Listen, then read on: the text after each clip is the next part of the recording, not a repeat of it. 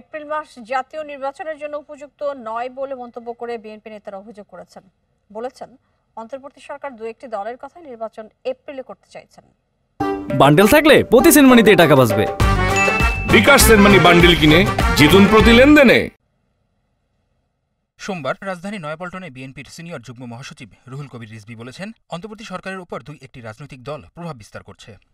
যে কোনো একটা ইস্যুতে ধর্মকে টেনে নিয়ে আসা হয়, শহীদকে টেনে নিয়ে আসা হয়, রক্তকে টেনে নিয়ে আসা হয়।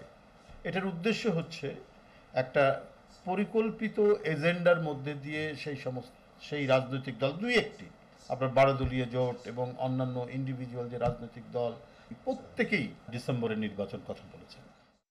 এদিকে চুয়াডাঙ্গায় বিএনপির ভাইস চেয়ারম্যান শামসুজ্জামান দুদু বলেছেন, ফেব্রুয়ারির মধ্যভাগ থেকে দেশে আর নির্বাচনী পরিবেশ থাকবে না।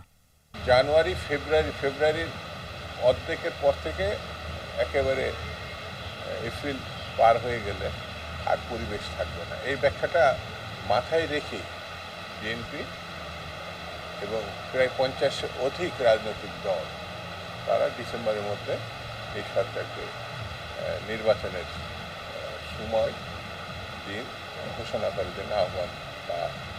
দিনাজপুরে ঈদ শুভেচ্ছা বিনিময় শেষে বিএনপির স্থায়ী কমিটির সদস্য ডাক্তার AZM জাহিদ হোসেন জানান, দেশের সম্পত্তি সার্বভৌমত্ব অন্য কারো হাতে তুলে দেওয়ার ক্ষমতা এই সরকারের নেই। চট্টগ্রামের পোর্ট ব্যবহারের জন্য বিদেশি কি দিবেন, তার জন্য ওপেন কোনো টেন্ডার করেছেন, তাদের মধ্যে কারা বেশি আছে? 39 জনের মধ্যে পার্শ্ববর্তী একটি দেশের সবচেয়ে বেশি সংখ্যক লোক আছে, তাদের আপনারা কিভাবে প্রি কোয়ালিফাই করেছেন? অর্থাৎ এখানে অনেক প্রশ্ন আসে।